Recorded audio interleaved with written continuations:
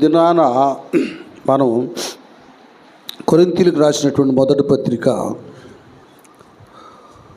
15వ అధ్యాయము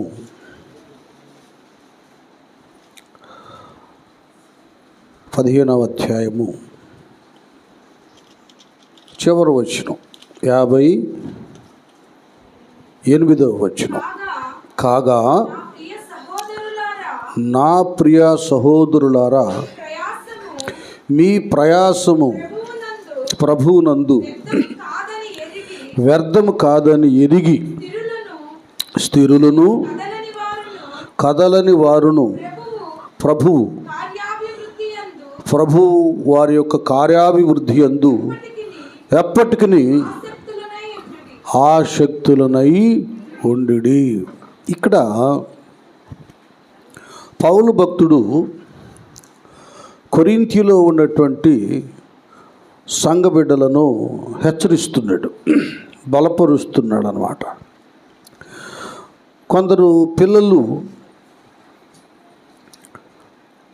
చాలా రక్షణ పొందుకొని ప్రభువులో ఉండి ఇటు ఆత్మీయ విషయంలో సంఘంలో నమ్మకస్తులుగా పరిచర్య జరిగిస్తూ సంఘానికి అన్ని విధాలుగా చేదోడు వాదోడుగా ఉంటూ అటువైపు తన కుటుంబ వ్యవస్థలో కష్టపడి పని చేసుకుంటూ ఇటు కుటుంబం కొరకు ప్రయాస, ఇటువైపున నా సంఘం నేను రక్షించబడినటువంటి నా ఇల్లు ఆత్మీయ గృహమని ఇటు సంఘం కొరకు ఆత్మల అభివృద్ధి కొరకు ప్రయాస, ఈ రెండు రకాల ప్రయాస పడుతూ ఉన్నారు వాళ్ళు. ఎందుకు నేను కుటుంబం కొరకు ప్రయాస అంటే, కుటుంబ పోషణ కొరకు కేవలం కష్టార్జిత మీద మాత్రమే ఆధారపడి కదా, ఎలాంటి లంచాలు కానీ అక్రంగా అన్యాయంగా దోచుకుంటాం కానీ ఇలాంటివి చేయకుండా కేవలం తమ కష్టార్జితం మీద మాత్రమే ఆధారపడి బ్రతుకుతూ దైవ భయముతో జీవిస్తున్నటువంటి భక్తులు ఉంటారు. అయితే ఇది నీతియుక్తంగా సమకూర్చుకునేది కనుక నీతిమంతులు కలుగు ఆపదలు అనేకులు, కొన్ని సమస్యలు ఇబ్బందులు వచ్చినటువంటి ఆ జీతం అది కూడా సరిపోక ఇలా కొన్ని ఉంటాయి. నీతియుక్తంగా బ్రతుకుతున్నప్పుడు ఉంటాయి ఇవి. ఎందుకంటే ఇది ఒక పోరాటం. అందుకే కొండ మీద ప్రసంగంలో కదా, నీతి కొరకు ఆకలి దప్పులు గలవారు ధన్యులు, వారు సరిగ్గా చూడండి, వారు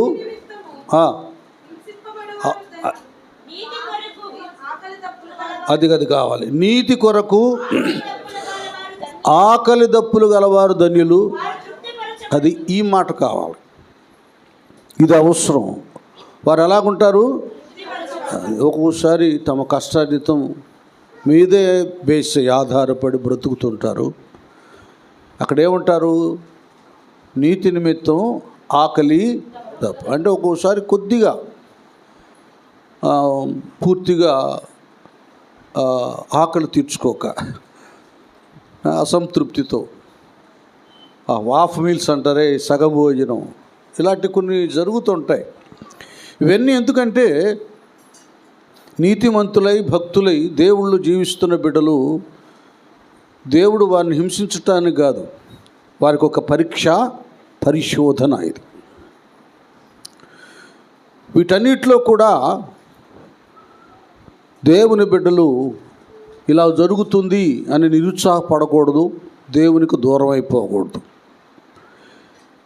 ఎందుకంటే రోమిలికి రాసిన పత్రిక 8వ అధ్యాయము 28వ వచనంలో ఒక దేవుని ప్రేమించు వారికి అనగా ఆయన సంకల్పము చొప్పున పిలువబడిన వారికి మేలు కలుగుటకై సమస్తమును, చూడండి, మేలు కలగడానికే సమస్తం కూడా సమకూడి, చూసారా, జరుగుచున్నవని ఎరుగుదము. దేవునికి స్తోత్రం, హల్లెలూయా. ఒకసారి ఏంటంటే అది ఏదైనా సరే, అసంతృప్తి అయినా, ఆకలైనా, మరొక సమస్య అయినా, దీని వెనక ఒక బ్యాక్గ్రౌండ్ ఒకటి ఉంది. దీని వెనక ఏంటంటే సమస్తం కూడా దేవుడు మేలు కలుగుటకే జరిగిస్తాడు. దేవుని స్తోత్రం, హల్లెలూయా. ఏమండి, కాబట్టి దేవుని పిల్లలుగా ఈ ప్రయాస విషయంలో మీరు ఏం అసంతృప్తి పడవద్దు. దేవుని వాగ్దానం ఉంది, నీతి విషయమై ఆకలి దప్పులు గలవారు ధన్యులు, వారు. ఈ మాట చాలా ప్రాముఖ్యమైనది. తృప్తిపరచ, అది దేవునిలో నీ ప్రయాస తుదకు నీకు తృప్తినే కలుగు చేస్తుంది, కానీ అసంతృప్తిని కలుగు చేయదు. ఈనాడు మనం న్యూస్ ఛానల్లో చూస్తున్నాం, టీవీ 9లో కానీ మరొక దాంట్లో కానీ కదా, ఆ ఆఫీస్ రై, ఈ ఆఫీస్ రై, ఆ ఉద్యోగం ఉండి, ఈ ఉద్యోగం ఉండి, బాగా లంచాలు తీసుకుంటానికి అనుకూలతలు ఉండి, బాగా సంపాదించి చివరికి సిబిఐ వాళ్ళకి దొరికి సమాజం మధ్యలో ఒకళ్ళు కాదు, ఇద్దరు కాదు, లక్షల కోట్ల మంది మధ్యలో ఎంత సంపాదించినా అవమానం, హేళన, ఛీ అనిపించుకుంటున్న వాళ్ళని చాలామందిని చూస్తున్నాం. ఏమైనా తృప్తి ఉందా? వాళ్ళు అక్రంగా అన్యాయం సగా సంపాదించిన ఆస్తిపాస్తుల వలన, ధనం వలన ఏలాంటి తృప్తి లేకపోగా దూషించబడటం కనబడుతుంది. అది కాబట్టి జీతాలు దాడట్లేదు, కష్టాజీతం సరిపోవటం లేదు అనుకోగాకండి. నిశ్చయముగా నీవు నీ చేతుల కష్టాజీతాన్ని అనుభవిస్తావు, ఇంకంతే. నీవు ధన్యుడువు, నీకు మేలు కలుగును, నీలోకటి నీ భార్య ఫలించడి, అది నీ భోజనపు బల్ల చుట్టూ నీ పిల్లలు ఒలీవ మొక్కల వలె ఉంటారు. ఇది మీరు గుర్తుపెట్టుకోండి. దేవుని పిల్లల విషయంలో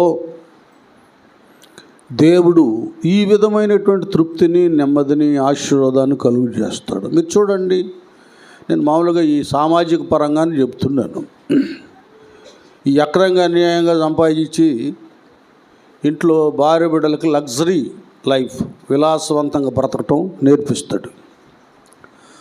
ఒకరోజు అటు ఇటు తీసుకెళ్ళి పిక్నిక్లకి, షికారికి, లేకపోతే షాపింగ్ తీసుకెళ్ళి చేసి వాళ్ళకి ఇష్టమైనప్పుడు భార్య పిల్లలకి ఇష్టమై తీసుకెళ్ళకపోతే గొడవ కదా. బీరువాలో డబ్బులున్నా గొడవ, ఇంటి నిండా సరుకులున్నా గొడవ, విలువైన వస్త్రాల ఆభరణాలున్నా గొడవ. ఎన్నున్నా ఏం లాభం? ఇంట్లో ఐక్యత, సమాధానం, తృప్తి ఉండదు. అది ధనవంతులలో చూడండి, పైకి మాత్రం అన్ని డెకరేషన్లతో ఉంటాయి, కానీ ఇళ్ళు లోపల మాత్రం శత్రువులుగా ఉంటారు. అసలు ఏమి లేనివాడు చూడండి, పూటకు అప్పటి కూర తీసుకొచ్చేవాళ్ళు, నువ్వు తినమ్మా, నువ్వు తినయ్యా, రే మీరు ఏదైనా లేదు నాన్న, లేదమ్మా మీరు తినండి. ఇలాంటి ప్రేమ, సమాధానం ఉంటుంది ఆ కుటుంబాలలో. కారణం ఏంటంటే దేవుడు ఉన్నాడు, ఆయన యందు భయభక్తులు కలిగి జీవిస్తున్నారు. వాళ్ళు చెమటోర్చింది, వాళ్ళ కష్టాజితం అది తృప్తిని, నెమ్మదిని, సమాధానాన్ని కలుగా చేస్తుంది. కాబట్టి దేవుని పిల్లలు, మీ ఉద్యోగమా, వ్యాపారమా, కూలీనాలు చేసుకుంటున్నారా, మీరు ఏమి డిస్టర్బ్ అవ్వద్దు. ప్రస్తుతం ఉన్న స్థితిని చూసి మీరు కలవరపడొద్దు. దేవుడు మీకు అండగా ఉన్నాడు కదా. ఆకు వాడక తన కాలమందు ఫలమిచ్చి చెట్టు అని, ఏ కాలంలో ఏది కావాలో అది దేవుడు మీకు అనుగ్రహిస్తాడు. ఇది వాస్తవం, అనుభూతి చెప్తా ఉన్నాను కదా. ఆ ప్రయాస. మరొకటి సంఘములో ప్రయాస.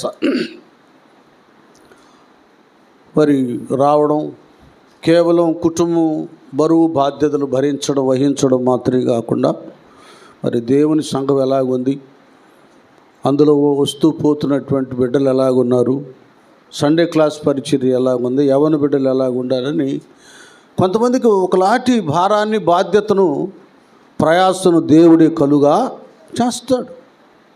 ఎందుకంటే పౌలు గారు అంటాడు, అయ్యో నేను సువార్త ప్రకటించకపోతే నాకు శ్రమ. అలాగే తన శిష్య బృందంతో కూడా చెబుతాడు, తిమోతి శ్రమపడుము, సువార్తికును పని చేయుము. ఇది దేవుని సంఘము కొరకు, దైవ రాజ్యం కొరకు ప్రయాస. భక్తులకు ఈ 2 రకాల ప్రయాసలు దేవుడు వారి మీద పెడతాడు. ఇంకంతే, ఆ దేవుడే చూసుకుంటాడని సంఘాన్ని వాళ్ళేం విడిచిపోయిద్దే, ఇంటిని విడిచిపెట్టరు.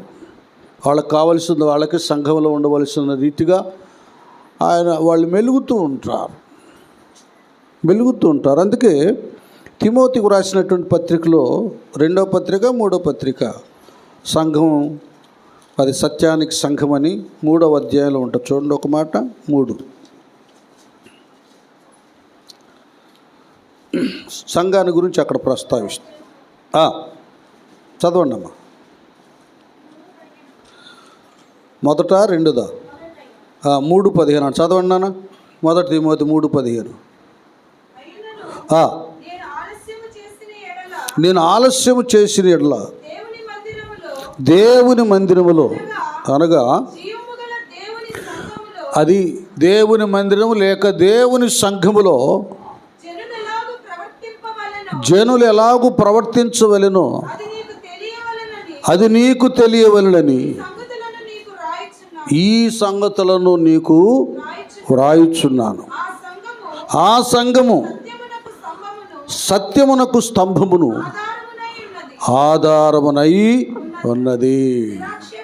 చాలేమ్మా. చూడండి, ఈ సంఘంలో జనులు ఎలాగూ ప్రవర్తించాలో అక్కడ పౌలయ్య తిమోతికి తెలియజేస్తున్నాడు. సంఘము సత్యానికి ఏంటంట, సత్యమునకు స్తంభమును ఆధారమునై ఉన్నది.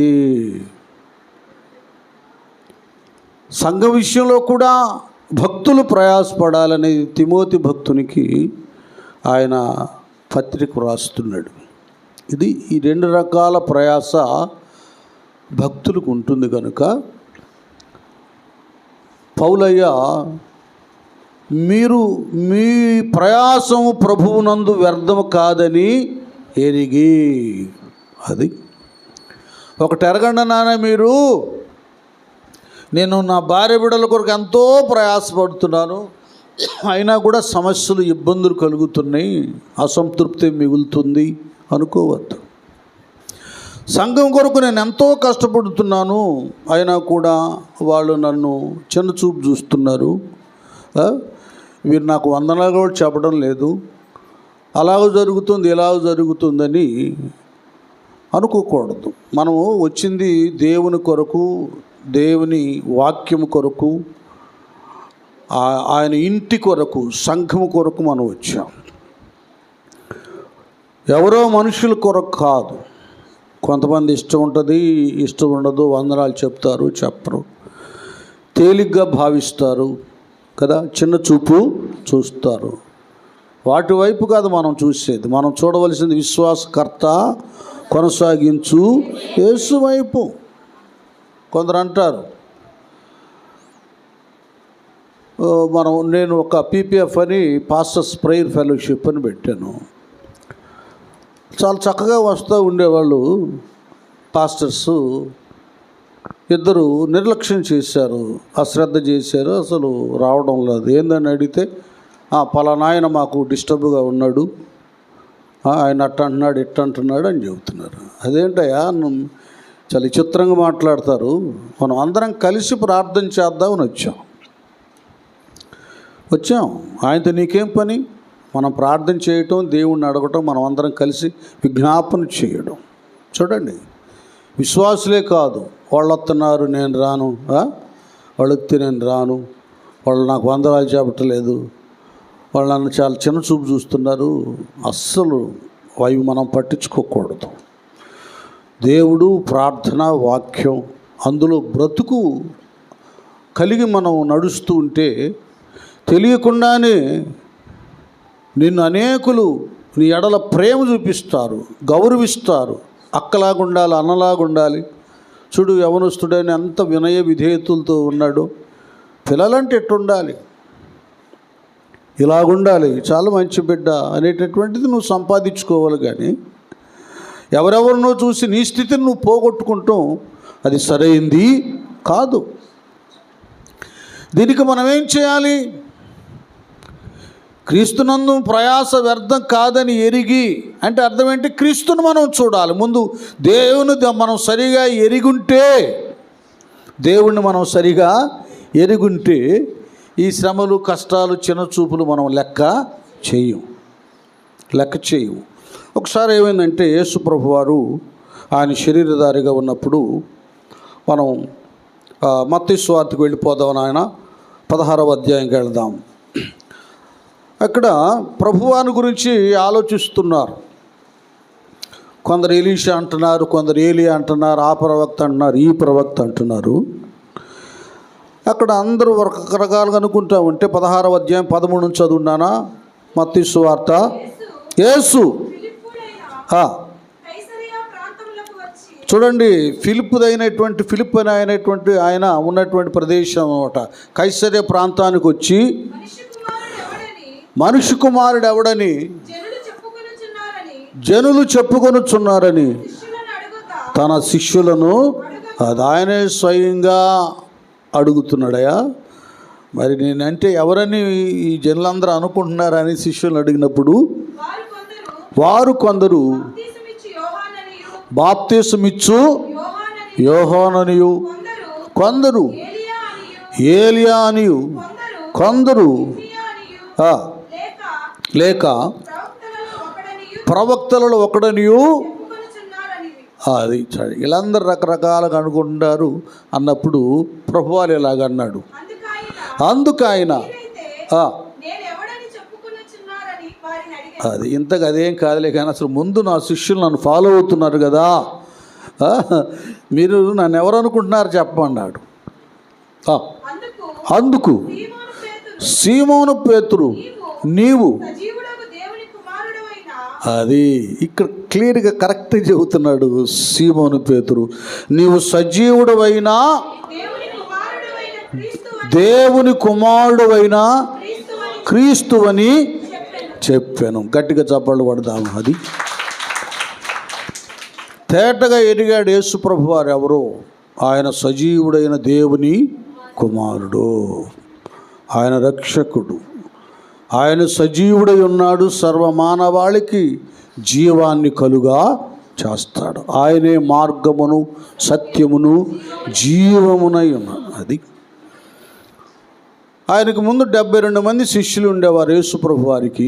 కొద్దిగా శ్రమ, అందరూ శాస్త్రులు పరిసయ్యులు యూదా మతంలో కొందరు ప్రభువుకి హాని చేయాలని వ్యతిరేకంగా ఉన్నప్పుడు మతానికి భయపడి కదా, మనుషులకు భయపడి వాళ్ళందరూ వదిలిపెట్టి వెళ్ళిపోయారు. 12 మంది మిగిలారు. 12 మంది మిగిలినప్పుడు ప్రభు అన్నాడు, వాళ్ళు వెళ్ళిపోయారు అది ఇది అన్నప్పుడు మీరు కూడా వెళతారా? వెళ్ళిపోండి, మీరు కూడా వెళ్ళిపోండి అంటే వీళ్ళు అన్నారయ్యా, సజీవుడైన దేవుని కుమారుడైన నిన్ను వదిలిపెట్టి మేము ఎక్కడికి వెళ్తాం? అది ప్రభువారిలో ఉన్నటువంటి ప్రభావాన్ని ఎరగని వారు మందిరాలు, సంఘాలు, ప్రార్థనను వదిలిపెట్టి వెళ్ళిపోతారు. ఇది వాస్తవం. దేవుని వాక్యంలో ఉన్న శక్తిని, ప్రభావాన్ని, ఆయన మహిమను ఎరిగిన వారు కష్టమైన, నష్టమైన, అవమానమైన నా మట్టుకైతే బ్రతుకుట క్రీస్తే వదిలిపెట్టరు. అది ఎరగాలి. ప్రార్థనకు వచ్చే ప్రతి వాళ్ళు దేవుని యేసుప్రభు వారి యొక్క శక్తిని, ప్రభావాన్ని, ప్రేమను ఎరగాలి. అది తెలుసుకుంటానికే మీరు ప్రయాసపడాలి. కానీ ఈయనట్ట పాడతాడు, ఆయనట్ట చెబుతాడు, ఇదంటే ఏంది, అదంటే ఏంది, ఈ పిచ్చి ప్రశ్నలు, పిచ్చి మాటలు, వ్యర్థమైన వాటి వలన స్థితిగతులు నాశనం చేసుకోకూడదు. చాలామంది ఇప్పుడు ప్రస్తుతం యూట్యూబ్ కాలంలో వచ్చిన దగ్గర నుంచి ఈ ప్రశ్నలు, సమాధానాలు, డిబేట్లు, బోబెట్లు చాలా నాశనం అయిపోయారు. అది మీరు ఎక్కువ చూడగాకండి. మీరు తెలుసుకోకపోక ఏ మందిరానికి వెళ్తారు, దాని మీద వ్యతిరేకులుగా తయారవుతారు. అక్కడ భక్తి, పరిశుద్ధత, వినయము, విధేయత ఉండదు. వాళ్ళు చూడండి, వాళ్ళు కూడా తిట్టుకుంటారు, దూషించుకుంటారు. దేవుడు అది చెప్పాడు మనకి, నిన్ను వలే నీ పొరుగు వారిని శత్రువుల కొరకు కూడా.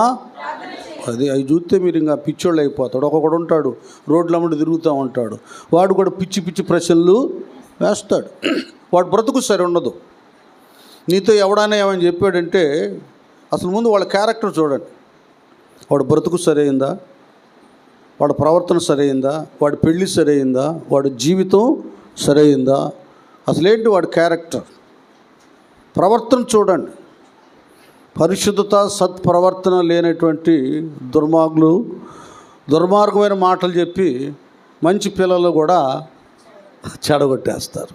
అందుకంటాడు, దుష్టుడు ఆలోచన చొప్పున నడువక, పాపుల మార్గమున నిలవక, అపహాసుకులు కూర్చుండు చోటున. మీరు ఎరగాలి.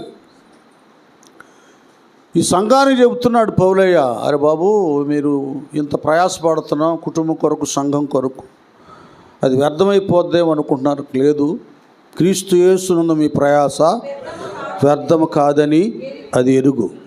దేవుణ్ణి నువ్వు సరిగా ఎరిగితే వ్యర్థమయ్యేదనేటటువంటి ఆలోచన నీకు రాదు. అలాగే మీరు ఎక్కడికి వెళ్ళినా, ఏ సంఘానికి వెళ్ళినా, ఏ మందిరానికి వెళ్ళినా, ఇది దేవుడు ఏర్పాటు చేసుకున్న సంఘం, దైవ సేవకురాలు సేవకుడు, ఆయన పిలుపు మేరకు వారు వచ్చి దేవుని సేవ చేస్తున్నారు. వారి కష్టం కన్నీరు ఉన్నతమైనది. ఇదిగో వాళ్ళు అలా చేస్తున్నారు కనుక ఇంత విస్తరించబడి ఇంత దీవెనను దేవుడు కలుగా చేశాడు. ఇది చూడాలి మీరు, ఈ అభివృద్ధిని, ఆశీర్వాదాన్ని. ఇక్కడ చాలామంది స్వస్థత పొందుకున్నారు, సంతానం లేని వారికి సంతానం, సమస్యలు తీరిన, ఇరుకులు, ఇబ్బందులు, అనేక విషయాలు దేవుడు ఆదరణను కలుగా చేశాడు. ఇవన్నీ ఎరగాలి. కొన్ని సరిగా ఎరిగితేనే, పిచ్చి పిచ్చి మాటలు కాకుండా వాస్తవ అనుభూతిని ఎరిగితేనే మనం దేవుని దగ్గర సరిగా ఉంటాం. ఎరిగి ఏమంటాడు నాన్న, చివరిని భలే మాట చెప్తాడు. అదే మొదటిదే ఎలా ఉండాలంట, అది స్థిరులై ఉండాలి. చెప్తున్నాను, చాలామంది మీ విషయాల్లో ఏం డిస్టర్బ్ అవ్వద్దు. ఇంకలాగే అలాంటి విశ్వాసంతోనే మీరు స్థిరంగా ఉండండి. మీ కొరకు ఒక నిర్ణయ గడియను, కాలాన్ని దేవుడు కేటాయించాడు. ఆ సమయంలో ఏ ఊహ, ఉద్దేశం, ఆలోచన, తలంపు, ధ్యేయము, లక్ష్యము నువ్వు కలిగి ఉన్నావో అది నీవు నీ కనులారా చూస్తావు. గట్టిగా చప్పట్లు కొడదాం. దేవుని స్తోత్రం. ఆపదలు నన్ను వెన్నంటియున్నా నా కాపరి నీవై నన్నాదుకొంటివి. ఆపదలు నన్ను వెన్నంటియున్నా నా కాపరి నీవై నన్నాదుకొంటివి. లోకమంతయు నన్ను విడచిన, లోకమంతయు నన్ను విడచిన, నీ నుండి వేరు చేయవు ప్రభువా, నీ నుండి వేరు చేయవు. ఎన్ని తలచినా, ఏది అడిగినా జరిగేది నీ చిత్తమే ప్రభువా, జరిగేది నీ చిత్తమే. నీ వాక్కుకై వేచి ఉంటిని, నా ప్రార్థన ఆలకించుమా ప్రభువా, నా ప్రార్థన ఆలకించుమా. స్తోత్రం, హల్లెలూయా. కనుక మొదట ఎలా ఉండాలంట, అది స్థిరత్వము అనేది భక్తి జీవితానికి చాలా చాలా అవసరం. అందుకే అంటాడు మొదటి కీర్తన తీయండి, 2-3 వచనాల్లో యెహోవా ధర్మశాస్త్రమునందు ఆనందించుచు దివారాత్రము దానిని ధ్యానించువాడు ధన్యుడు. చూడండి, ఇక్కడ క్లియర్గా ఉంది నాన్న. అతడు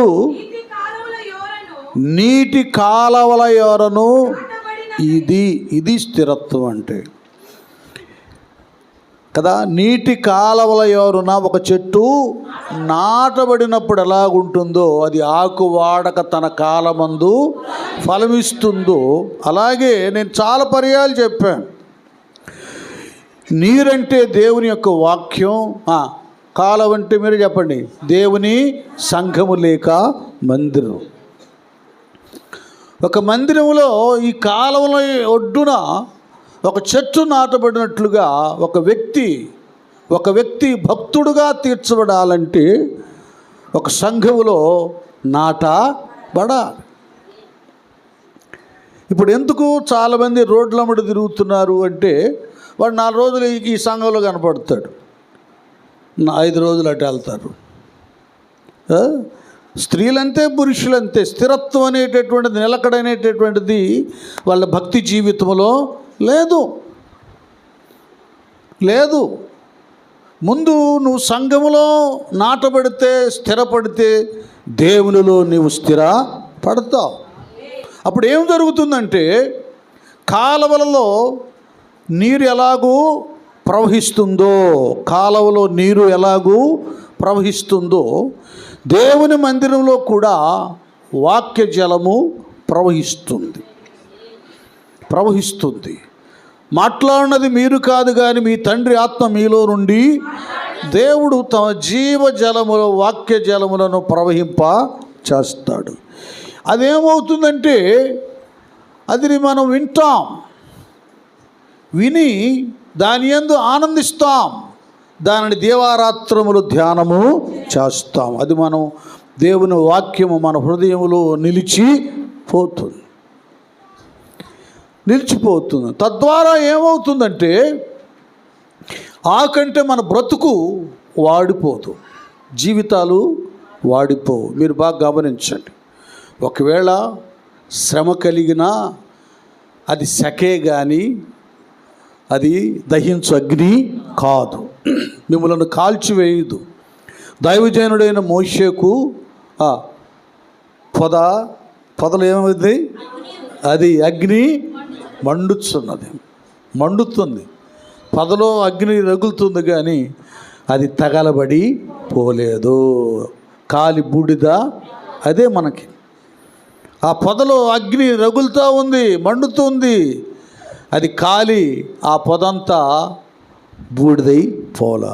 మన ఆత్మీయ జీవితాలు కూడా అంతే. ఒక భక్తుని జీవితం ఒకవేళ శ్రమలలో కదా నువ్వు మండుతూ ఉన్నా, రగులుతూ ఉన్నా, ఆ శ్రమ ద్వారా నీవు నశించివి పోవో. కీడి వెనక దేవుడు మేలును దాచాడు, శ్రమ వెనక దేవుడు మహిమను భద్రపరిచాడు. ఇది స్థిరత్వంలో ఉంటే. మోషేకు ఉన్నతమైన ప్రత్యక్షత కలిగింది.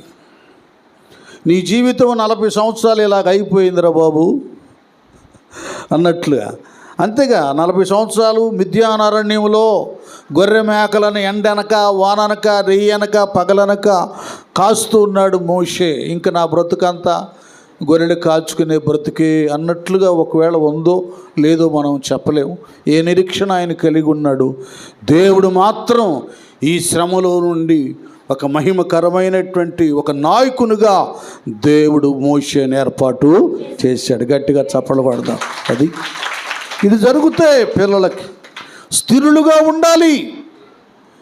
స్థిరమైనటువంటి మనసు, నా ఎడల నమ్మిక ఉన్నటువంటి వ్యక్తి ఈ మోషే అని దేవుడు మోషే అని తన స్వరాన్ని వినిపించాడు. అతను ఒక నాయకునిగా చేశాడు. దేవునిలో స్థిరముగా ఉండాలి. ఇది అవసరం. స్థిరులై ఉండాలి. మందిరంలో నాటబడాలి కదా. ఆకు వాడక తన కాలమందు అతడు చేయనదంతయు వలన చిన్న లింకు 92వ కీర్తనలో చెప్పేస్తాడు. ఇక్కడ దానికి ముందు ఒకటి అస్థిరులైనటువంటి వారిని గురించి 4వ వచనంలో మొదటి కీర్తన 4లో లింక్ పెడతాడు. ఇక్కడ ఇది నెగిటివ్. అదే దుష్టులు అలాగనుండక గాలి చెదరగొట్టు. అది చూసారా ఎలాగుంటారు వాళ్ళు? గాలి చెదరగొట్టు అస్థిరులు అన్నమాట వీళ్ళంతా. చెప్పాను ఇంకా అటు ఇటు తిరుగుతూ ఉంటామే. సైతాను గాడు అట్లా యోబు గ్రంథంలో పరలోకానికి వెళ్ళాడు. అక్కడికి యెహోవా దేవుడు దూతలతో సమావేశం ఏర్పాటు చేశాడు. పరలోకం దెయ్యం ఎట్టెళ్ళిందని మీరు అనుకుంటారేమో. ఆ సైతాను గాడికి ఒక టైం కేటాయించాడు దేవుడు. ఒకడేమో నేరస్తుడికి నేరాలు ఘోరాలు చేసేవాడికి బెయిల్ ఇస్తారు. బెయిల్ అనేది లాయర్ ఏర్పాటు చేస్తాడు. వాడు ఎంతవాటికి పొద్దుగుళ్ళు తిరగటం కాదు, బయట తిరగటం కాదు. ఒక టైం వచ్చినప్పుడు కదా, తీర్పు అయిన తర్వాత తీసుకెళ్ళి వాడిని చెరసాల్లో ఇక బయటికి రాడు. యావజ్జీవ కారాగార శిక్ష, ఉరి శిక్ష. అది అలాగే సైతానికి కూడా ఒక టైం కేటాయించాడు దేవుడు. అందుకేగా ఇప్పుడు సేన వాడికి పట్టిద్ది. వాడు సమాధుల్లో తిరుగుతున్నాడు. బట్టలని చింపే సైతాన్ని పట్టినప్పుడే చింపుకుంటున్నాడు బట్టలని. ఆ సేన పట్టినప్పుడే రాళ్ళు తీసుకొని శరీరం అంతా గాయాలు చేసుకున్నారు. ఎందుకంటే మీకు అర్థమయ్యేది చెప్తాను. నాకు నేనుగా మీకు మీరుగా మన బట్టలని చించేసుకోం, రోడ్డు అమ్ముడు తిరుగుతా రాళ్ళు తీసుకొని శరీరాన్ని గాయపరుచుకోం. ఏదో ఒకటి పిచ్చి పడితేనే దెయ్యం పట్టిన వాళ్ళే ఆ పనులు చేస్తారు. వీటికి దెయ్యం పట్టింది, ఇంకా అలాగ చేసేస్తూ ఉన్నాడు. కొన్ని వినండి, తెలియకుండానే దుష్టుడు ఆవరించిన సిగరెట్ ప్యాకెట్ మీద పొగ త్రాగడం ప్రాణానికి హానికరం అని. ఇప్పుడు దానివల్ల క్యాన్సర్ వస్తుందో, టీబీ వస్తుందో, పొగాకు వలన అది ఆ తమ్ముడి నోట్లో వేసుకుంటే ఎలాంటి క్యాన్సర్ వచ్చి నాలుక ఎట్లయితే బొగ్గలు ఎలాగైపోతాయి అన్నీ చక్కగా టీవీలో చూపిస్తున్నారు. న్యూస్ ఛానల్ అన్నీ చూపిస్తున్నారు క్లియర్గా. అయినా కూడా ఇవన్నీ తెలిసినా కూడా 6 అడుగుల ఎత్తున్న ఆయన 3 అంగుళాలు సిగరెట్కి బానిసైపోతున్నటువంటి కారణం దీని వెనక ఒక పవర్, సైతాను శక్తి ఉంది. దానికి లోనైపోతున్నాడు. అది దాన్ని ఏమంటారు చెప్పండి? గుడ్ హ్యాబిట్ అంటారా, బ్యాడ్ హ్యాబిట్ ఉంది, మంచిది అంటారా, దురవ్యసనం అంటారు. చూసారు, ఇవన్నీ తెలుసు. ఇంట్లో సిగరెట్లు తాగితే చిన్నపిల్లలు ఉన్నారు, పాలు తాగేవాళ్ళు, వాళ్ళు పీల్చుకుంటే వాళ్ళు ఊపిరితిత్తులు దెబ్బలు తింటాయి అని కూడా తెలుసు. తెలిసిన మానవ శక్తి కంటే దెయ్యపు శక్తి గొప్పది కనుక వాడు నువ్వు చస్తేవలే తాగేస్తున్నాడు. ఈయన కాదు, వాడున్నాడు అక్కడ. నీ క్యాన్సర్ వస్తే, టీబీ వస్తేమో తాగి రోడ్ల మీద పడిపోతే, దేనికి ఏదన్నా పడి చస్తే, నీ భార్య బిడ్డలు అనాథలు అయితే నాకు హ్యాపీ అంటాడు సైతాన్గాడు. ఇదండి అసలు విషయం, బానిసత్వం అది. అలాగున అనేకులు బానిస అయిపోయారు. దేవుడు లేక, దేవుడిలో నాటపడక, దుష్టుడు అలాగునుండగా గాలి చెదరగొట్టు అది వీడొచ్చేసి వాడు ఆవరిస్తాడు, అటు ఇటు తిప్పేస్తాడు. దీనికి దానికి ఆ వ్యసనాలు, వాటి మీద వ్యసనం ఇష్టం కలిగేటట్టు చేస్తాడు. కారణం ఏంటంటే చెప్పానుగా, వాడికి టైం ఇచ్చాడు దేవుడు. అప్పుడు అక్కడ ఏమైందంటే సందర్భం, ఈ మార్కు సువార్త 5వ అధ్యాయంలో అతను సేన పట్టినోడికి పోయింది కొద్దిసేపు అట్లాగా, వాడు ఆ దెయ్యం దూరం అయిపోయింది. అదే సమయంలో యేసయ్య ఎదురైపోయాడు. అప్పుడు వెంటనే వెళ్ళి ప్రభు పాదాల మీద పడి మొక్కాడు. అతను దెయ్యాలు పట్టినాడు. దూరము నుండి యేసును చూచి పరిగెత్తుకొని వచ్చి ఆయనకు నమస్కారం చేసి, యేసు అది చూడండి, ఇంతవట్టుకే వాడు క్యారెక్టర్, ఎంతవట్టుకి పాదాల మీద పట్టడం. ఇప్పుడు చూడండి ఎలాగుంది. వెంటనే సైతాన్ ఆవరించింది అన్నమాట వాడిని. వెంటనే ఇంతవట్టుకే వాడు మాటలు, తర్వాత దుష్టుడు ఆవరించి, ఇప్పుడు సైతాన్ మాటలా, సర్వోన్నతుడైన దేవుని కుమారుడా, నాతో నీకేమి, నన్ను బాధపరచుకోమని అది. నా సమయం ఇంకా రాలేదు. ఆ మాట ఏమనుందా? నా సమయం ఇంకా రాలేదు, నాతో నీకేమీ పని, నా సమయం ఇంకా రాలేదు. అంటే ఈ సేనకి, ఈ దుష్టునికి, ఈ సాతానికి, లూసిఫర్కి కొంత సమయాన్ని దేవుడు అవకాశం ఇచ్చాడు. అది ప్రతి మనిషికి కూడా దేవుడు అవకాశం ఇస్తాడు. మారతాడని, బ్రతుకు మార్చుకుంటాడని, రక్షించబడతాడని, సరిచేసుకుంటాడని, దుర్వ్యసనాలు విడిచిపెడతాడని, దుర్మార్గతను మానుకుంటాడని. ఎందుకంటే దుష్టుడు తన దుష్టత్వంలో ఉండి నశించిపోవడం దేవునికి ఏమాత్రం ఇష్టం లేదు. దుష్టత్వాన్ని విడిచిపెట్టి మారు మనసు పొంది నీతిమంతునిగా తీర్చబడి తన బిడ్డగా స్వీకరించబడాలని, అంగీకరించబడాలని ఆయన ఇష్టపడుతూ ఉంటాడు.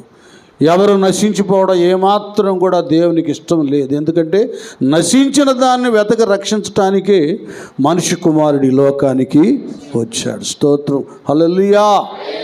చూడు, నాతో నీకేం పని, నా సమయం ఇంకా రాలేదు అంటే వాడి సమయాన్ని ఒకటి కేటాయించాడు. వాడు అటు ఇటు తిరుగుతూ ఉంటాడు. వినండి, నన్ను అందరూ వినండి. మనం దేవుని వాక్యంలో స్థిరపడకపోతే వాడు ఏం చేస్తాడంటే దుష్టుడు తన వశపరుచుకుంటాడు. దుష్టుడి క్యారెక్టర్ ఏంటంటే దుష్టుడు అలాగునుండక గాలి చెదరగొట్టు పొట్టువలే. అది కింద ఏం రాయబడి ఉంటుంది తర్వాత మొదటి కీర్తనలో, కాబట్టి న్యాయ విమర్శలో దుష్టులను నీతిమంతుల సభలో, అదండి కారణం, నీతిమంతుల సభలో పాపులను నిలవరు. వాళ్ళకి ఇష్టం ఉండదు, మంచి వాక్యం ఇష్టం ఉండదు, మంచి ఉపవాసాలు ఇష్టం ఉండవు, మంచిగా కన్నీటితో ప్రార్థన విధానం ఇష్టం ఉండదు. వాళ్ళకి ఏం కావాలంటే ప్రార్థనకు రాగానే లక్షలు వచ్చి పడాలి, సమస్యలన్నీ తీరాలి. వాక్యం చెప్తా ఉంది, నేను చెప్తున్నాను.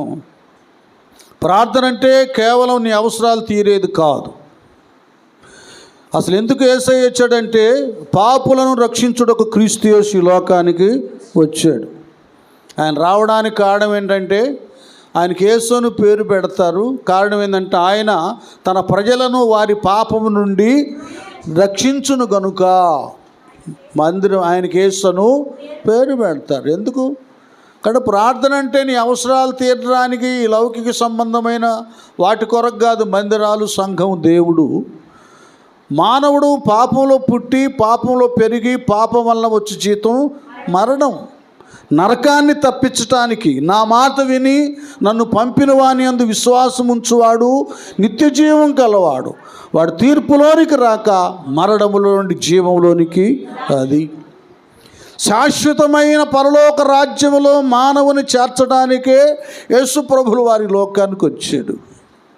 స్వస్థతలు అనేది మనం మందిరానికి వస్తూ పోతూ ఉంటే ఆయన కుమారులము కుమార్తెలం కనుక తన బిడ్డలకు ఏ సెగ తగలకుండా సంరక్షించువాడు కనుక మనం ఎట్లా మన పిల్లల యొక్క బాగోగులు చూస్తుంటామో మన పరలోకపు తండ్రిని మనం అంగీకరించాం కనుక ఎందరు ఆయన అంగీకరించున్నారు వారందరూ దేవుని పిల్లలవడానికి దేవుడు అధికారం ఇచ్చాడు. అంటే ఆయన తండ్రి, మనము కుమారులము కుమార్తెలము కనుక మన పిల్లల విషయంలో మనం వాళ్ళకు వ్యాధి వచ్చినా, బాధ వచ్చినా, స్కూల్ ఫీజు అయినా, డ్రెస్ అయినా, ఏదైనా ఎలాగూ శ్రద్ధ వహిస్తామో అలాగే దేవుడు మన విషయంలో మన ముందు ఆయన రాజ్యాన్ని, నీతిని వెతకాలి. అది ముందు నువ్వు పొందుకోవాల్సింది ఏంటంటే ప్రార్థనకు వస్తే నా కష్టాలు తీరుతాయి, డబ్బులు వస్తాయి, కలిసి వచ్చింది అనేటటువంటిది తీసి అవతల పడే, దాన్ని డిలీట్ చేయి.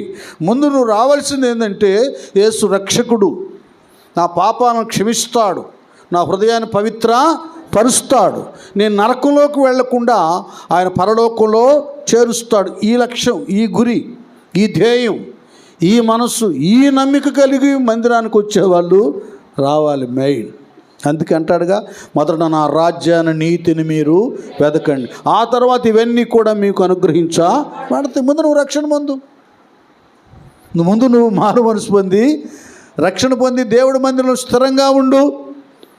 నీవు ఊహించి తలంచిన దానికంటే మిన్నైనటువంటి ఆశీర్వాదం దేవుడు నీకు మెండుగా అనుగ్రహిస్తాడు. గట్టిగా చప్పట్లు కొడదా దేవుని స్తోత్రం. అది ముందు ఏం పొందుకోవాలి అది పొందుకోవడం లేదు. ఇప్పుడు స్కూల్కి వెళ్ళి నేర్చుకోవాలి కానీ ఉద్యోగం ఏంటి ఎవడిస్తాడు చెప్పు? ముందు ఏం నేర్చుకోవాలి అదే నేర్చుకోవాలి. ముందు దేవుని మందిరాల్లో కూడా ఏ మందిరానికి మీరు వెళ్ళినా ముందు మారు మనసు పొంది రక్షించబడాలి.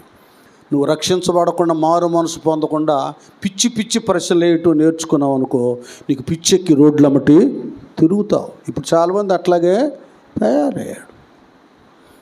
ముందు నీవన్నీ తెలుసుకోవాలంటే ఆలు ఏబిసిడీలు ఎట్లా నేర్చుకోవాలో పుస్తకాలన్నీ చదవాలంటే ముందు మూల పాఠం ఏంటంటే మందిరానికి వచ్చే వాళ్ళకి అజ్ఞాన కాలమందు దేవుడు చూడనట్టు ఇప్పుడైతే అంతటను అందరూ అది మారు మనసు పొందాలి. నమ్మి బాప్తీసం పొందినవాడు ఇది కావాలి. ముందు నానా ఎవరన్నా కొత్త వాళ్ళు ఇస్తే మీరు ముందు మారు మనసు పొందండి. దేవుడి దగ్గర ప్రతి పాపం అవిధేయత ఒప్పుకోండి. సంఘంలో ఎదగండి. ప్రార్థన నేర్చుకోండి. భక్తి నేర్చుకోండి. భక్తిలోకి ఆ లోతులోకి నువ్వు వెళ్ళిపోతే లోకం మీద నీకు ఆశ రాదు. నీకు తెలియకుండానే నువ్వు చదువుతున్నావా, చదువులో నువ్వు రాని స్థితిని కూడా దేవుడు నీకు అనుగ్రహిస్తాడు. అనుబంధం చెప్తున్నాను. నాకు ఈ 7th చదివేదాకా నాకు ఇంగ్లీష్ అంటే రాదు. మాకు ఒక టీచర్ గారు 7th క్లాస్ సుకుణమ్మ గారు అని ఆ అమ్మ నేర్పించారు నాకు. ఆ తర్వాత ఇంకా కఠినమైన సబ్జెక్టులు ఉన్నాయిగా, ఇంగ్లీషు, సైన్సు, చెప్పండి మూడోదే మ్యాథ్స్. ఈ 3 రావు నాకు. నేను అప్పుడే ప్రభువుని నమ్ముకున్నప్పుడు మా ఆత్మీయ తల్లి చెప్పారు, దేవుడు చెప్పాడు అంట, నాయన నువ్వు 10th నువ్వు పాస్ అవుతారని. అంటే ఫెయిల్ అయ్యాను నేను. వినండి, కొన్ని అనుభవాలు చెప్పాలిగా. ఫెయిల్ అయ్యాను. పుస్తకాలు కింద పడేసా. దేవుడు అన్న అదే అన్నా ఎట్లా జరిగింది అయ్యి అంటే, లేదు నాన్న దేవుడు నాకు చెప్పాడురా అనగానే నాకు వాస్తవంగా 2 మార్కులే తగ్గినాయి.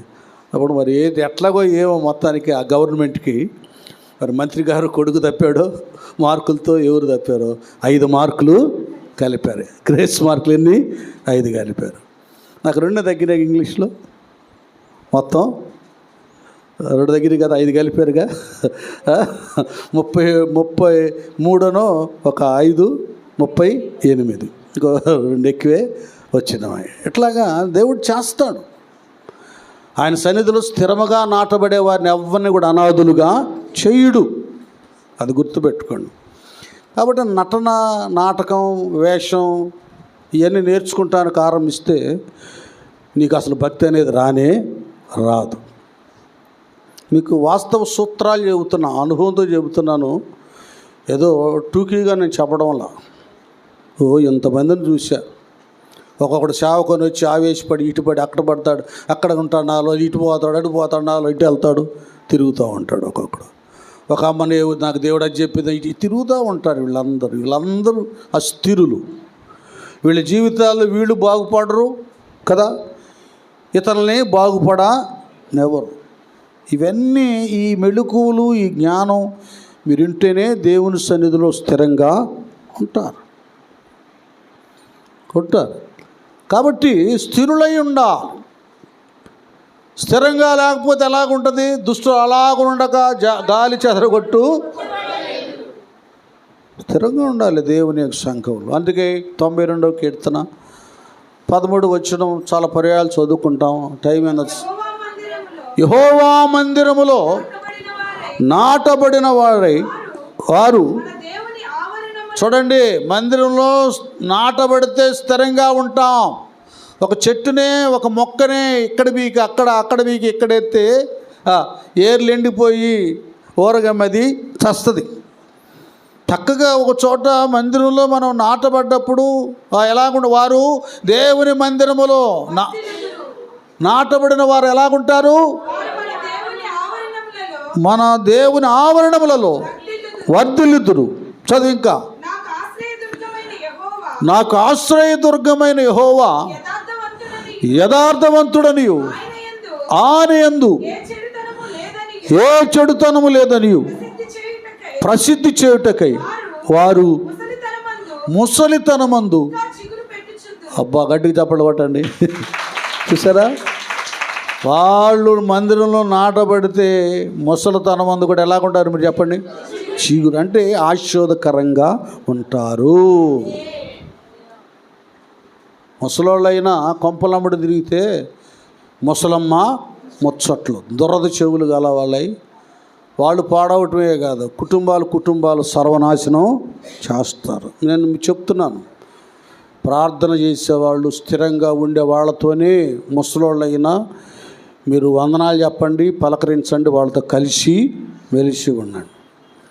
అస్థిరులైన వాళ్ళు ఏం చేస్తారంటే నీ స్థితిని కూడా అస్థిరత్వాన్ని కలుగు చేయటానికి వ్యర్థమైన మాటలు చెప్తారు.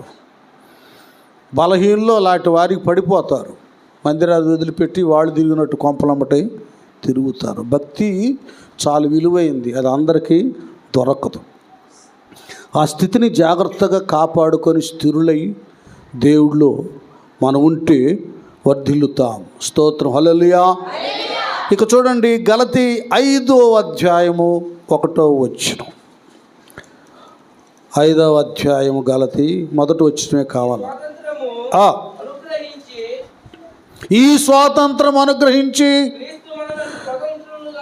క్రీస్తు మనలను స్వతంత్రునుగా చేసి ఉన్నాడు. కాబట్టి అది అర్థమవుతుందా?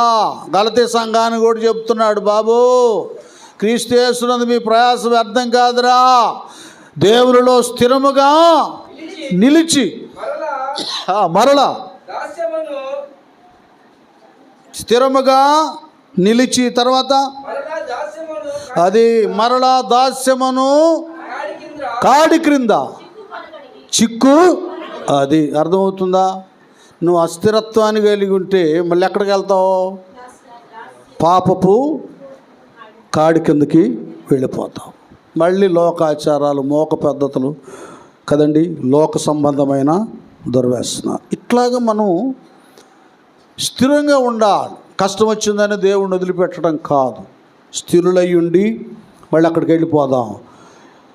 స్థిరులను కదలని వారును, అది రెండవది ఏంటి? కదలని వారును, నిలకడగా ఆయనలో ఉండాలి. కీర్తనాకారుడు అంటాడండి, భలే బాగుంటుంది ఆ మాట. ఐడియా ఉందా? ఎన్నో కీర్తన? 125వ కీర్తనేనా?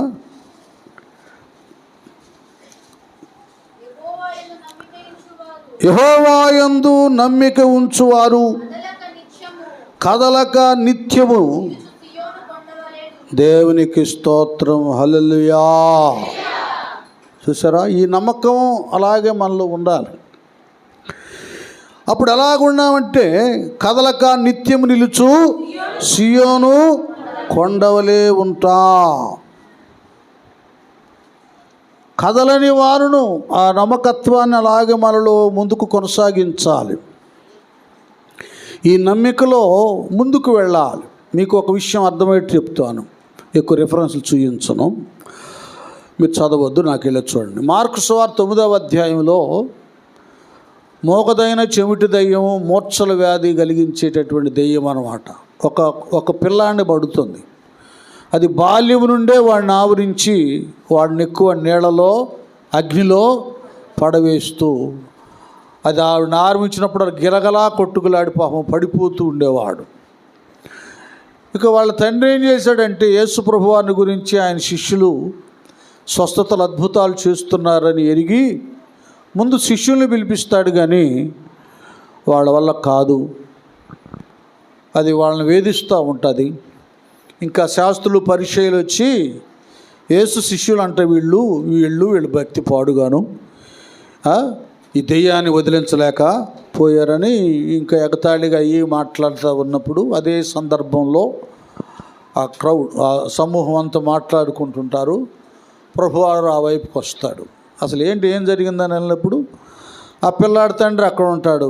అయ్యా, నేనేనయ్యా మీ శిష్య బృందాన్ని పిలిచాను, ఇదిగో నా కొడుకు ఇలాగుంది, ఇది ఇప్పటి నుంచి కాదు, బాల్యం నుండే అది పట్టినప్పుడల్లా వాడు తరచు నీళ్ళల్లో, అగ్నిలో పడిపోతూ ఉంటాడు. అయ్యా, నీ వలన ఏమైనా అయితే సహాయం చేయ అంటాడు. వినండి, అందరూ వినండి. ఈ కదలక ఉండే స్థితి ఎలాగొస్తుందో, ఎలాగ నిలిచి ఉంటుందో నేను మీకు చెప్తున్నాను.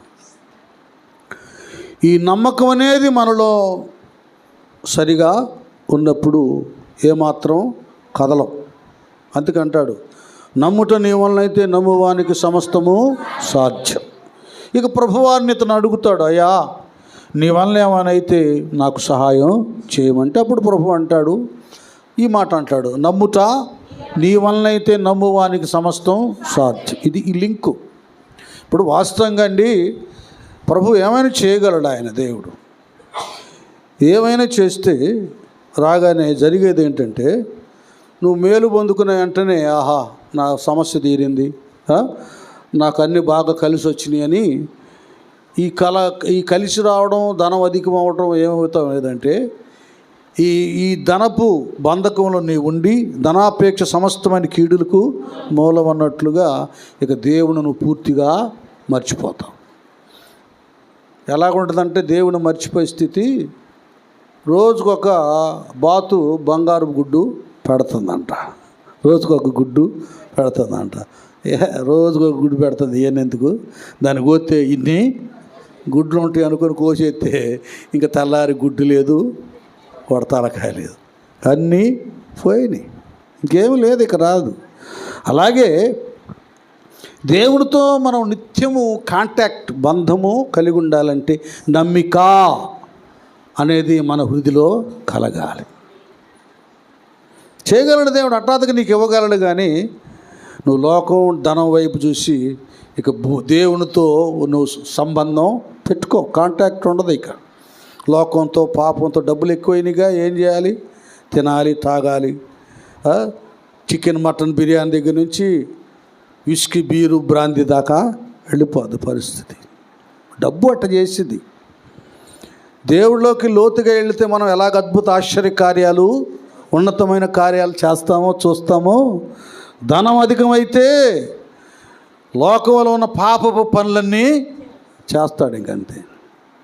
మంత్రి కొడుకంట, ఎంపీ కొడుకంట, ధనవంతుడి కొడుకంట, వీళ్ళేగా మర్డర్లు, మానభంగాలు చేస్తుంది.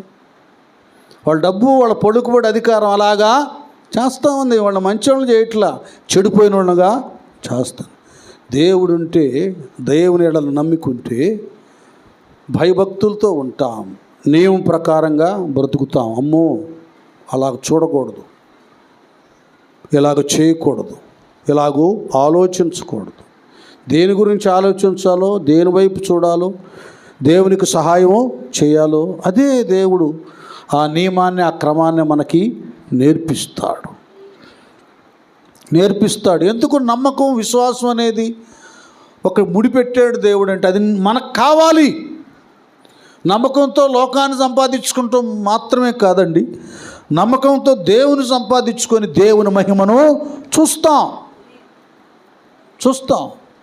కాబట్టి ఇప్పుడు అందుకే నమ్మకం, విశ్వాసం, నీ విశ్వాసమే నిన్ను స్వస్థపరిచి ఈ లింకులన్నీ పెడుతున్నాడు దేవుడు. అది కావాలి. చెప్తున్నాడు అతనికి, నమ్ముట నీ వలనైతే నమ్మువానికి. అది ఇప్పుడు తన వాస్తవ విషయాన్ని యేసయ్యకి క్లియర్గా చెప్పాడు. ఇప్పుడు శిష్యులు ప్రార్థన చేసినా తగ్గిపోయేది, కానీ ఇతరులు ఏమి లేదు చెప్పండి మీరు? నమ్మకం లేదు. నమ్మదగిన వాడైన యేసు ప్రభు వారు వచ్చిన దాకా అతని నమ్మకంలో స్థిరత్వము కలుగా లేదు, నిలకడ రాలేదు నమ్మకంలో. ఎందుకు? వాక్యం మనకెందుకు ప్రార్థనలు? ఇంట్లో 2 మాటలు బైబిల్ చదువుకొని ప్రార్థన చేసుకుంటే సరిపోతుంది కదా.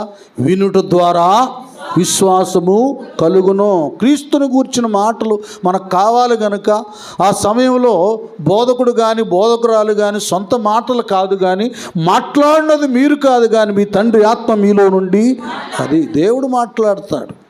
వచ్చిన సమాజానికి ఎవరెవరికి ఏది అవసరమో ఆ మాటలు ఆయన మాట్లాడతాడు. మాట్లాడే వ్యక్తితో కూడా ఆయన మాట్లాడతాడు. ఆ మాటల వలన మనకు విశ్వాసం కలుగుతుంది వినుట ద్వారా. అందుకు మందిరాలు, ఆదివారం ఆరాధన, శనివారం ఉపవాస ప్రార్థన, బుధవారం స్త్రీల కూడిక. ఎందుకంటే మనలో దేవుడు వాక్యాన్ని విని మనలో నమ్మకత్వాన్ని, విశ్వాసాన్ని వృద్ధి చేసుకుంటాను.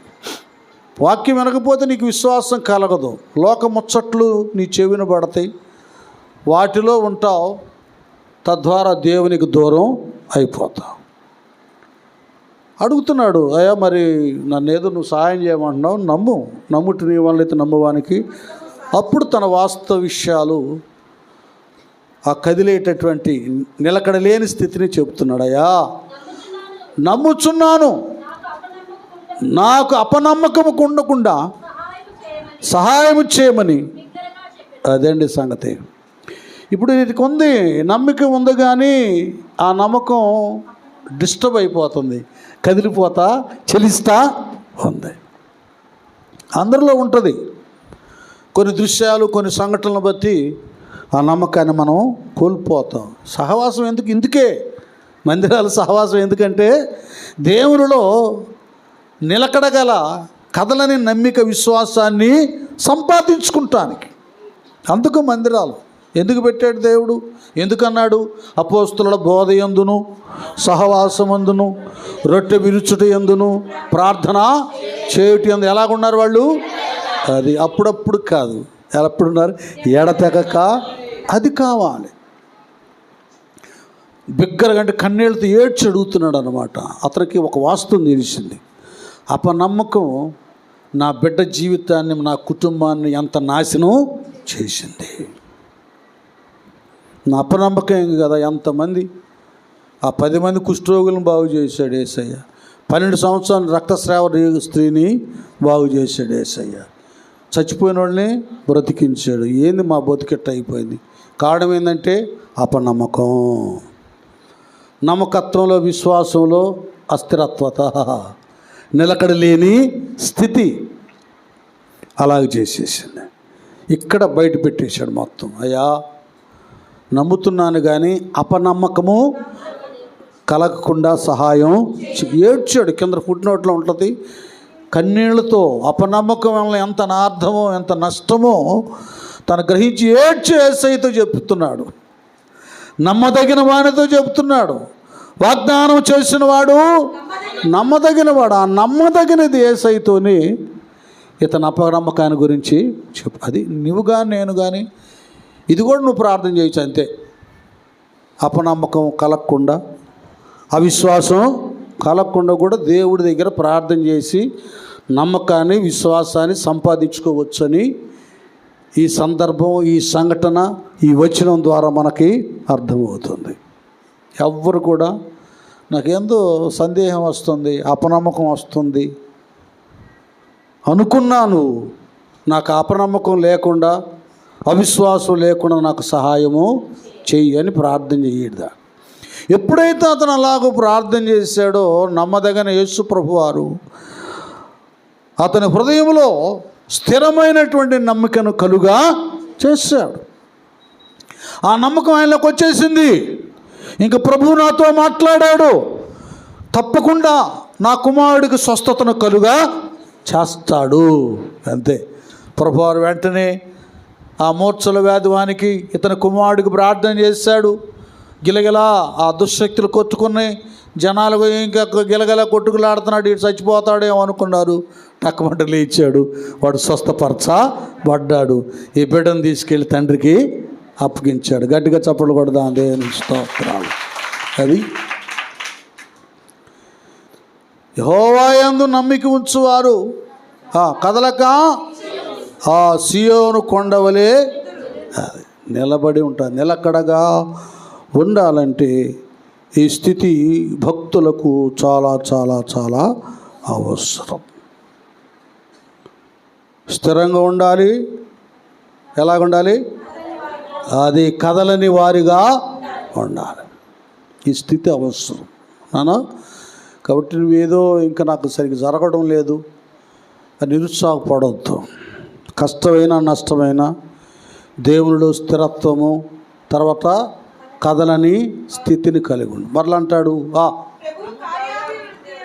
ఇదొక్కటి చెప్తా, ప్రభు కార్యాభివృద్ధి అందు. చూడండి, ఇదొక్కటి మనం అందరం గ్రహించాలి. ప్రభువు కార్యాలు అభివృద్ధి అంటే ఇక్కడ రక్షణ పొందుకున్న వాళ్ళు నేను ఎందానని చెప్తాను ఉన్నాను. 2 నీ కుటుంబం కొరకు, నీ సంఘ కుటుంబం కొరకు మనం ఆలోచన కలిగి ఉండాలి. నీ ఇంట్లో ఏ లోటు ఎలాగుండకుండా అన్ని సమృద్ధిగా ఉండాలని కోరుకుంటూ ప్రయాసపడుతున్నావో దేవుడు నీతో ఉన్నాడు గనుక తప్పక నీ కార్యాలను ఆయన సఫలము చేస్తాడు.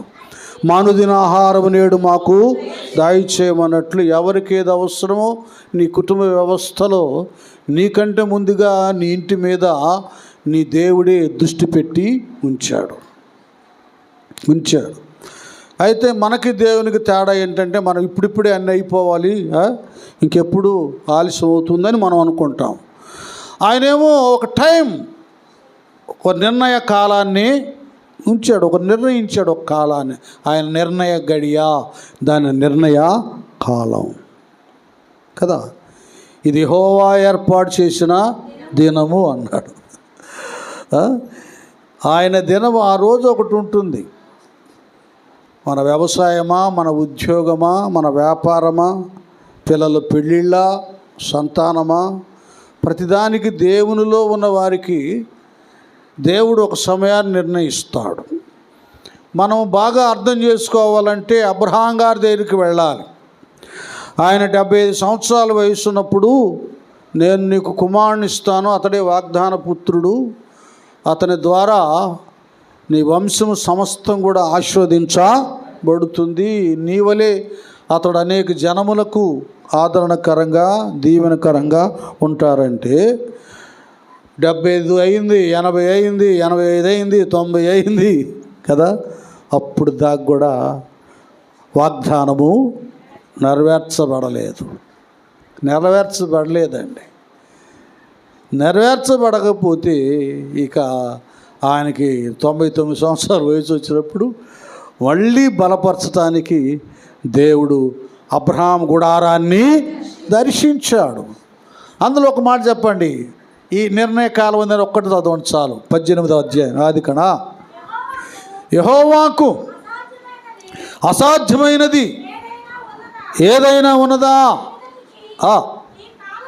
మీ ఎదుటికి ఈ కాలమున, అదండి నిర్ణయ కాలమున నీ యొద్దకు తిరిగి వచ్చేదను.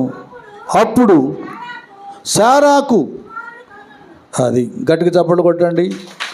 నిర్ణయ కాలం మన కుటుంబ వ్యవస్థలో కూడా ఆయన యందు నమ్మిక ఉంచి అబ్రహాము దేవుని నమ్మెను, అది అతనికి నీతిగా ఎంచబడను, ఆయన విశ్వాసులకు తండ్రి అయ్యాడు.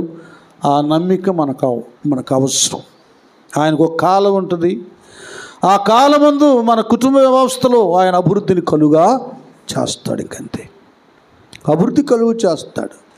కనుక మనము ఏం దేవుళ్ళు ఏంటో నా సమస్యలను ఇలాగ ఉండిపోయినాయి, అభివృద్ధి లేదు, ఏమి లేదని నిరాశ పడవలసిన అవసరం లేదు. నీవు నేను నిర్ణయించిన కాలం కంటే దేవుడు నిర్ణయించిన కాలము అది శుభ గడియ. అది అన్ని విధాలుగా ఆదరణ అభివృద్ధిని కలుగు చేస్తాం. కనుక మన కుటుంబ కార్యాభివృద్ధిని కలుగు చేస్తాడు దేవుడు. అలాగే ప్రభు కార్యాభివృద్ధి యందు మనం కూడా ఏం చేయాలి? దేవుని యొక్క కార్యాలు అభివృద్ధి చెందాలనేది ఒకటి రావాలి. అభివృద్ధి చెందాలనేది ఒకటి రావాలి. అభివృద్ధికి కూడా నువ్వు ఒక సాధనంగా ఉపయోగపడాలి. నీ ఒక చెయ్యి వేయాలి, నీది ఒక పరిచర్య కావాలి, నీ ఒక ప్రోత్సాహాన్ని అందించాలి. ఇదంతా ఇసుగు పుట్టి ఈ పౌలయ్య అన్నాడు, ప్రతివారు తమ సొంత పనులు చేసుకుంటున్నారు కానీ యేసయ్య పనులు ఎవరు. అది ఆయన డైరెక్ట్గా మాట్లాడేస్తాడు. మనమేమో దేవుడి పనులకి ఏ సహాయం చేయము, సహకారంగా ఉన్నాం, ప్రోత్సాహకరంగా ఉన్నాం.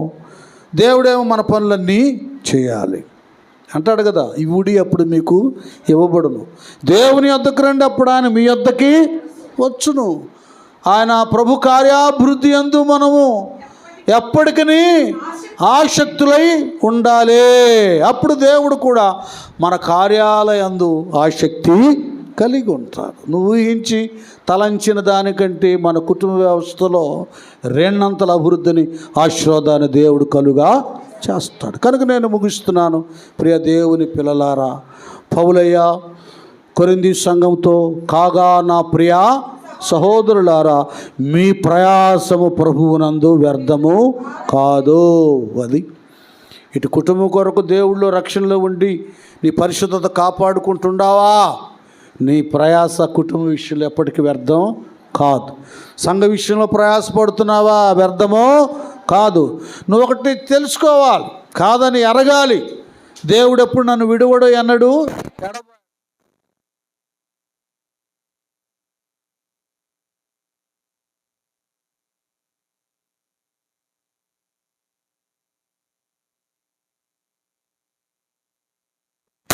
స్థిరులను కదలని వారును ప్రభు కార్యాభివృద్ధి అందు ఎప్పటికీ.